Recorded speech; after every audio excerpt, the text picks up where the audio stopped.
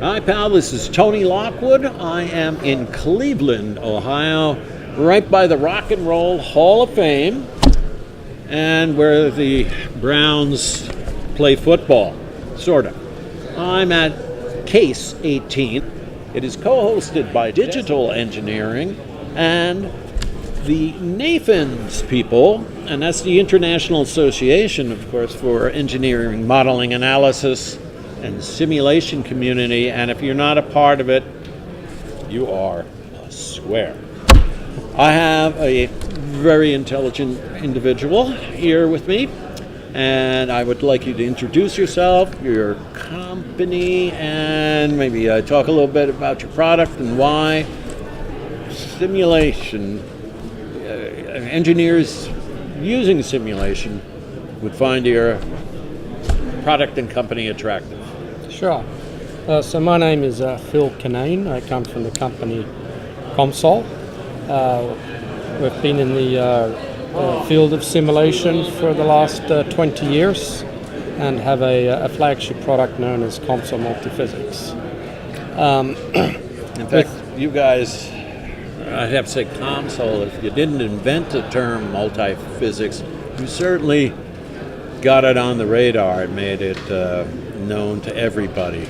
Yes, it has been one of our core philosophies, if you like, of the development we've put into the product that does simulation, because we believe that all physics should be able to be simulated, solved together, coupled, if you like, and that should be completely arbitrary. So if you can, with our product, if you can define physics, if you can define it through algebraic equations or partial differential equations, then you can use our software to set up that problem and couple that with other equations that that simulate the physics of an entity or a process or a design. Yeah, whatever. You'll do a lot of things. Now, you have a very active user base worldwide. You do conferences all over the world. You have a big one in the U.S. every year in Boston area. But what are your users telling you are the challenges they're facing now, and what are they? COMSOL, please give us the tools we need. What are they? What's the trends you're seeing there? The major trends we're seeing is breaking out of the sort of the little clique, if you like, within companies of people that can do simulation. Mm-hmm. And these are people who are both versed in the physics that they're simulating, mm-hmm. according to the products or applications that they're working with, and as well as being experts in the software that they're using to do that. So you're kind of talking really democratizing the product so that more and more people can use it? That's a term that's being used a lot these days, right, sure. Yeah. So if the expert at this company, the guy in the corner office, the one that you're always running to get a simulation done, can actually build some type of application or some type of platform that a number or many of his colleagues, engineers and so forth, could use, then of course you're going to spread the amount of simulation being performed, and quantity can only produce better results for the company. Mm-hmm. Now you're very much, COMSOL is very active in education of its user base. You have workshops all over the place, all the time. I think it's part training, part education. How much of that do you think your users really need, or they keep asking for more, or is it the constant flow of new people coming in? Yeah, there's certainly a constant flow of new users and people coming in, and we have been growing fairly substantially in the last 20 years. Workshops that you mentioned are mostly an introduction to the software, what it can do and how it can be applicable for people who attend that workshop. Mm-hmm. there is some hands-on components, and it's not only on site, but we also do such through web meetings and the like.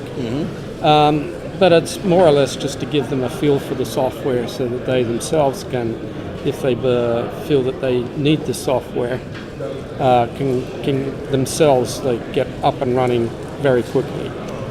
We believe our GUI or our user interface and the process of making a model or a simulation is very intuitive. It's quite easy to use. And from there, we don't actually run that many training courses, because we don't actually have to run training courses.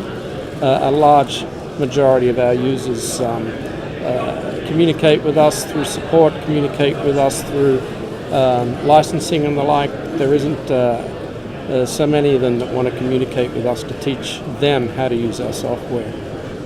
Okay, now, what can the users of COMSOL expect to see in the next year or so? What do you got cooking back there in various, Burlington and Sweden and Stockholm there? What do you got that you can talk about, Bernd? Okay, only what he can talk about, Mr. Nielsen of COMSOL. Right. So what I can talk about is not particularly a lot with respect to what's going to be in our next release. That release is in a few months' time, so there's still quite a bit to a number of loose strings to tie up and so forth before we actually come out with anything that's particularly public. But let's say that it's addressing the challenges that this industry seems to be having, and one of them you referred to as democratization, so that we're going to expand upon our abilities within this area. We already have the ability to create simplified apps and so forth from the rather complicated technical models that most people develop with our software. And on the other hand, there's also a significant increase in computational power these days. So there are a few buzzwords there as well, HPC being one of them. Right. But which I'm sure you guys, the more power the better, right? Yes. It's our underlying platform is rather structured, if you like, so that it's not particularly difficult to set up a problem that can be solved on either a single core workstation, if that's what you still have, or on thousands of nodes. And our licensing supports that to the extent that if you wanted to do parallel processing, it costs the same amount of money for a couple of nodes as it does for 1,000 nodes, for example. Yeah, very good. Very good. Well, I can tell you that the COMSOL website is COMSOL, COMSOL.com, and they have the Library of Alexandria didn't have as much information as they have on their site. Great videos, webinars, papers, some of the coolest images you'll ever see. And I want to thank you very much for your time. Thanks for stopping by and give us a little idea of what COMSOL has cooking these days. We'll talk to you again. Bye, pal.